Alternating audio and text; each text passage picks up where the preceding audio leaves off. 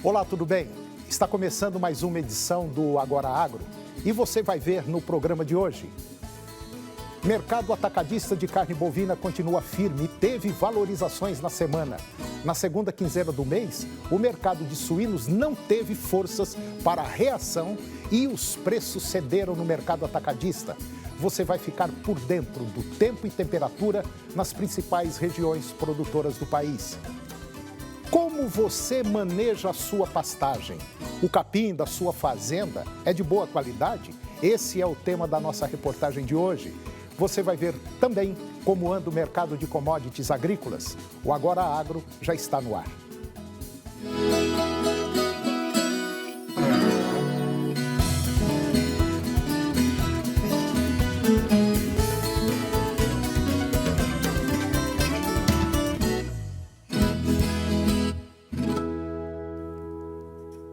Mesmo na segunda quinzena do mês, em que tipicamente o consumo diminui, o mercado atacadista de carne bovina ele continua firme e teve valorizações durante a semana. Na média de todos os cortes pesquisados pela Scott Consultoria, a alta foi de 0,2% em apenas 7 dias. Ao contrário das duas primeiras semanas do mês, o que puxou os preços nessa semana foram os cortes do dianteiro, que tiveram ajustes positivos de 0,5%, demonstrando a mudança na forma de consumo da população. A oferta limitada de animais continua dificultando o escalonamento da produção por parte dos frigoríficos. Consequentemente, esses frigoríficos estão com programações de abates reduzidas e ofertando preços maiores pela arroba do boi gordo, o que pressiona a precificação da carne bovina. Com a entrada da segunda quinzena do mês, o mercado de suínos não teve forças para a reação e os preços cederam um pouco no mercado atacadista. A carcaça suína está cotada em média R$ 6,40 por quilo, frente aos R$ 6,50 por quilo na semana anterior, uma queda de 1,5%. Desde o início do mês, os preços cederam 3%. Já nas granjas paulistas, já fazem 19 dias que não há alterações nos preços e o animal terminado segue cotado, em média, R$ 83 por arroba. No mês de julho, a média de preço do animal terminado era de R$ 95,50 por arroba, ou seja, a cotação está 13% menor neste mês. Porém, vale ressaltar que mesmo com esta queda, os preços estão quase 26% maiores que o mesmo período do ano passado. E agora vamos ver como anda o tempo e a temperatura para as principais regiões produtoras do Brasil. Na região norte, nós vamos ter pancadas de chuvas no Amazonas, tempo nublado a parcialmente nublado no Amapá, Acre, Tocantins e chuva isolada no Pará. O tempo vai ficar encoberto a nublado em Roraima. A máxima 39 graus, a mínima 16, umidade relativa do ar de 15% a 95%. Na região nordeste, chuva isolada no Pernambuco, Alagoas, Sergipe, Bahia e Rio Grande do Norte e também na Paraíba. Tempo parcialmente nublado nas demais áreas. Máxima 38, mínima 15 e a umidade relativa do ar de 20% a 95%. Região centro-oeste, tempo parcialmente nublado no oeste de Mato Grosso. Nas demais áreas, tempo parcialmente nublado a claro. Temperatura máxima 40 graus, mínima 12. Umidade relativa do ar de 15% a 85%. E a região sudeste, nós vamos ter névoa úmida e ou nevoeiro em Minas Gerais. Tempo parcialmente nublado a claro no Rio de Janeiro e Espírito Santo. Máxima de 36 graus e a mínima 5. Umidade relativa do ar de 20% a 90%. E a região sul vai ter névoa úmida, podendo ter também nevoeiro no Paraná e Santa Catarina. E tempo parcialmente nublado no Rio Grande do Sul. E passando de tempo claro a parcialmente nublado com névoa seca em São Paulo. Temperatura máxima 37 graus, a mínima 5, umidade relativa do ar de 15% a 90%. E depois do intervalo, nós vamos falar sobre capim. Como você maneja sua pastagens? O capim da sua fazenda é de boa qualidade? Esse é o tema da nossa reportagem de hoje. E você vai ver também como anda o mercado de commodities agrícolas. Nós voltamos já.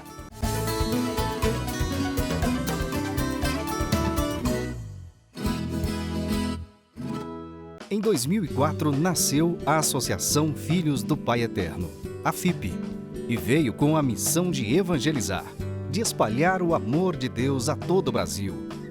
Nasceu a partir do Santuário Basílica de Trindade para reunir, formar uma grande família de devotos do Divino Pai Eterno. E vive para trabalhar pelo próximo, para a vivência da fé, para mudar a vida das pessoas, se renovando no compromisso de cada um e na prática cristã. E tudo só acontece pelo seu apoio, pela sua doação. Faça parte desta família de amor. Associação Filhos do Pai Eterno. 62 3506 9800.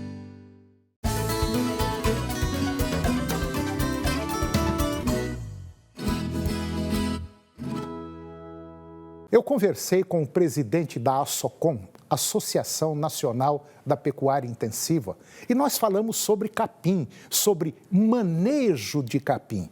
Confira. Eu vou conversar agora com Maurício Veloso, presidente da ASSOCOM, Associação Nacional da Pecuária Intensiva, e também presidente da Comissão de Pecuária de Corte da FAEG. E nós vamos falar de um tema interessante, nós vamos falar sobre pasto. Então tem muita coisa entre pasto e produção foliar. É mais ou menos por aí? É mais ou menos isso, Toninho. Um prazer estar aqui com você e com você que está nos assistindo. O primeiro grande fundamento da pecuária nacional, pecuária de produção tropical, não é a produção da forragem, mas é a colheita da forragem que a gente já tem. É aquilo que o boi vai comer. Exatamente, porque a ideia que comida de gado é pasto é uma meia-verdade. Comida de gado, comida de ruminante, não é pasto, é folha de pasto. É folha, somente folha.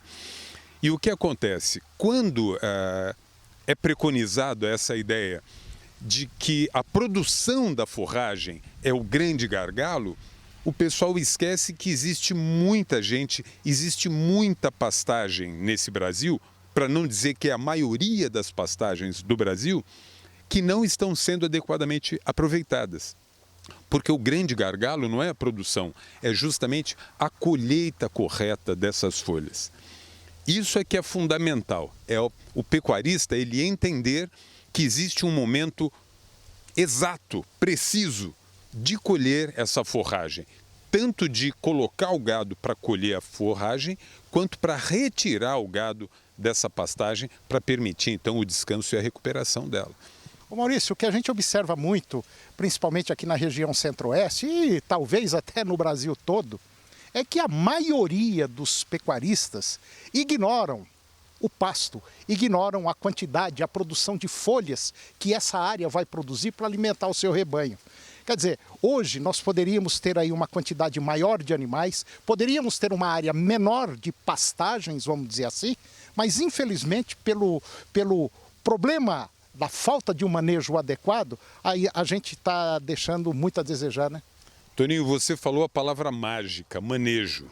Manejo significa o jeito de fazer as coisas. E quando você faz um escalonamento do que cada esforço dentro da propriedade se reflete em rentabilidade, você identifica que o manejo ele responde por 70% dos seus resultados dentro da propriedade. E manejo significa não gastar absolutamente nada. É apenas o jeito de fazer. Então, o manejo, de fato, é o fundamento de tudo isso. E a colheita do pasto, repito, a colheita das folhas é o que vai definir a sua rentabilidade e o que vai definir o desempenho zootécnico desses animais. Então, é muito interessante a gente observar que quando a gente permite, por exemplo, que um pasto... Isso aqui é exagerado, isso que eu estou mostrando aqui não é pasto, é um capim para triturar, não é? Mas quando a gente permite que a pastagem, que a forrageira desenvolva talo, ela gastou energia, ela gastou tempo, o gado não vai comer aquilo, então, na verdade, você perdeu tempo e dinheiro. E Com o tempo de crescer, desenvolver esse estalo, significa que as folhas ficaram velhas. E essas folhas velhas não vão oferecer ao rebanho a engorda que ele poderia ter. Então, veja, há uma perda em todos os sentidos. Você está perdendo dinheiro e tempo em todas as pontas. Então, é importantíssimo que o pecuarista perceba que ao ele executar, ao ele conseguir fazer com que esta colheita de pasto seja precisa, ou como a gente gostaria que acontecesse, a tal da pecuária de precisão. A pecuária de precisão é isso. O primeiro fundamento da pecuária de precisão é isso, gente. É colher o pasto no momento exato, colher a folha no momento exato e você fazer um controle bastante rigoroso do que você está ganhando. Isso é que é muito importante. Agora, não fique achando que a pastagem que você tem na fazenda é a pastagem errada. Você primeiramente vai aprender a fazer a colheita exata e precisa dessa pastagem que você tem na sua fazenda, antes de você querer promover mudanças da forrageira. Tá bom, tá ventando, tá trazendo nuvem para chover, tá bom demais. Então, não é importante, gente, a gente fazer um esforço de querer mudar a forrageira que temos. Muito mais importante é você aprender a colher a que você tem.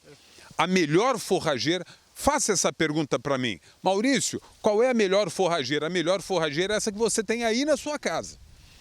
Agora, aprenda a colher ela corretamente. Se você fizer isso, a diferença de ganho de peso entre o capim que você tem e um outro que foi lançado recentemente, novidade, a diferença é praticamente nenhuma, porque você está fazendo a colheita na hora certa e exata. A partir desse conhecimento, gradativamente você vai intensificando. Gradativamente. Você começa num pedaço pequeno, ou você vai fazer adubação, ou você vai fazer um sistema de colheita mais intensivo, ou você vai fazer silagem da parte que está sobrando, porque você não pode deixar sobrar, não existe sobra. Toda vez que você fala sobrou, você perdeu dinheiro. É verdade. Então, essa eficiência precisa acontecer e, repito, a sua rentabilidade, ela precisa estar assentada na melhor colheita possível das folhas do capim que você já tem na sua propriedade. E depois do intervalo, vamos falar sobre o mercado de commodities agrícolas. É um minutinho só e eu volto já.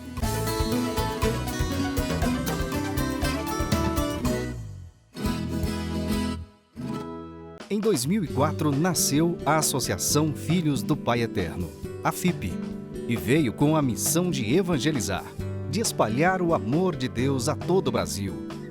Nasceu a partir do Santuário Basílica de Trindade para reunir, formar uma grande família de devotos do Divino Pai Eterno.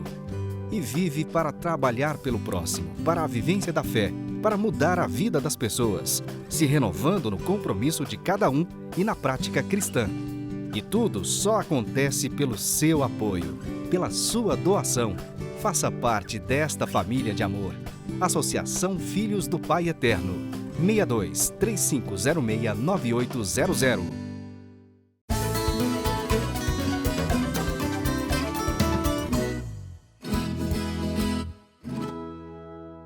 Eu vou conversar agora com Luiz Antônio de Brito. O Luiz ele é especialista em mercado de commodities da Cerrado Corretora. E nós vamos falar de um tema muito recorrente, um tema muito atual, que deixa muita gente em dúvida, principalmente aqui no Brasil, que deixa em dúvida o setor agropecuário brasileiro, que é aquela guerra comercial entre China e Estados Unidos, que, na minha visão, não passa de uma questão política. Luiz Antônio, tudo bem? Tudo bem, Toninho? Tudo ótimo? Tudo ótimo. Luiz, essa briguinha parece assim, briga de namorado, né? E parece que alguém está querendo tomar alguma coisa de alguém, levar vantagem, e com isso o mundo fica meio chacoalhado. Verdade. A gente observa aí nesse embate da China com os Estados Unidos é uma questão mais da dominação econômica do mundo, né? A China vem crescendo em níveis muito altos, com uma velocidade muito grande. Os Estados Unidos se preocupam com isso. Além da questão econômica, tem a questão cultural. Então, a China volta a tentar ser a primeira economia que ela já foi há anos atrás, né? E mostra que essa briga acaba que é uma briga meio complicada, é uma briga de casais, porque uma economia depende da outra. Para você ver, a China praticamente ela exporta 18% das suas exportações para os Estados Unidos. E a maioria das empresas americanas estão dentro da China também produzindo. Então acaba que é uma situação meio complicada, é um divórcio meio difícil de se fazer nesse momento. Então as fichas aí estão apostando que a China brevemente vai se tornar realmente a primeira economia do mundo, em consequência de tudo que está acontecendo na economia mundial. Ô Luiz, mas essa previsão da China ser a primeira economia do planeta, isso já foi desenhado lá atrás, né? Exato. E a China, queira ou não, ela vem comendo pelas beiradas. Ela vem devagarzinho, devagarzinho, e hoje realmente ela incomoda não só a União Europeia, a Europa como um todo, mas ela incomoda a Rússia, ela incomoda os Estados Unidos. E é óbvio que o americano não quer perder essa briga. Mas tudo indica que eu acho que a China ganha essa parada. É uma discussão boa, né? A gente acredita aí a força da economia americana é realmente muito grande. A gente percebe aí também que o Brasil está envolvido nessa discussão. E nós temos que tomar muito cuidado nessa briga, Antônio. Vamos falar um pouco do Brasil nessa briga dos Estados Unidos com a China, mas nós temos que saber, tem um ditado africano que fala que em briga de elefante quem sofre é a grama. Né? E nesse caso, acho que o Brasil seria a grama. E praticamente nós exportamos 30% do que nós produzimos para a China, 20% para os Estados Unidos, né? E 5% para a Argentina. Então, acho que a grande preocupação nossa precisa ser realmente ampliar esses laços com a China na questão comercial e observar o que os Estados Unidos e a China tentam chegar num acordo. E essa briga só está fazendo com que a economia mundial entre num declínio aí, com recessão na Alemanha, prevista agora, na Holanda, na Itália. Essa briga não é boa para ninguém, mas são ajustes da economia global que acaba se posicionando conforme o tempo e as economias vão suplantando umas às outras, né? Então, é uma discussão interessante isso. Mas é bom lembrar também que um país que segura bem a nossa economia é a própria China, né? Quer dizer, nós temos uma garantia de que a China compre muito da gente, porque a China precisa. E principalmente agora que a China está com uma série de problemas em produção de alimentos, está aí com a peste suína, isso é bom para nós. Agora, só que do outro lado também tem os Estados Unidos que ficam olhando com ciúme da gente em relação à China. Isso, se a gente não tiver uma habilidade boa comercial, pode afetar aqui sim. Exatamente. E até porque o que acontece? Os Estados Unidos vê o Brasil como um grande balizador na questão, principalmente da soja. E a moeda de troca que eles estão usando com a China é a soja. E o Brasil entra atrapalhando algumas negociações como um fornecedor, uma válvula de escape para que a China possa ter um novo fornecedor no mercado mundial. Isso também acaba afetando. E como afeta também os problemas que a gente está tendo aí na questão da União Europeia, né? Na questão das queimadas da Amazônia, tudo isso aí afeta a nossa economia e nós precisamos tomar muito cuidado com isso. A União Europeia, dos 10 países da União Europeia, 4 são os maiores importadores do Brasil. Nós temos a Holanda, a Alemanha, a Itália, a Espanha como grandes compradores do Brasil. E essa questão ambiental, o Brexit, essa briga da China com os Estados Unidos, tudo faz com que a economia, nesse momento, Antônio, haja uma fuga de capital na Bolsa brasileira, faz com que as economias no mundo todo busquem alguma referência. E nós estamos vivendo uma certa turbulência mundial em relação a algumas definições, né? Então, esse é o grande detalhe que a gente percebe nesse momento na questão econômica mundial. Ô Luiz, falando em Estados Unidos e China, só para você ter uma ideia, os dois países investem muito em outros países. E é claro que não tem almoço grátis. Todos eles querem alguma coisa. Só para você ter uma noção, esses investimentos, é uma outra pergunta que eu quero te fazer, é sobre essa relação de investimento entre China e Estados Unidos. E nós sabemos que a China investiu e investe muito no nosso país, né, Luiz? Exatamente. Nós observamos aí investimentos na China, principalmente quando nós observamos aí os investimentos na América Latina, você observa que a China, por que a China tem um interesse muito grande na Venezuela? Com 62 bilhões de dólares investidos na Venezuela, né? E o Brasil aparece ali com 42 bilhões, com todos os problemas que nós atravessamos na área econômica e política aqui nesse momento. E, em outra contrapartida, você olha os investimentos americanos na América Latina, eles, ao todo, em torno de 5,5 bilhões e a China com 145 bilhões em investimentos em países da América Latina. Isso aí você pega de 2007 a 2017, quando você olha um gráfico desse aí, uns investimentos desse, se você sentar e pensar, você sabe muito bem para quem é seu parceiro comercial e para quem você tem que decidir assim, os destinos da sua economia, né?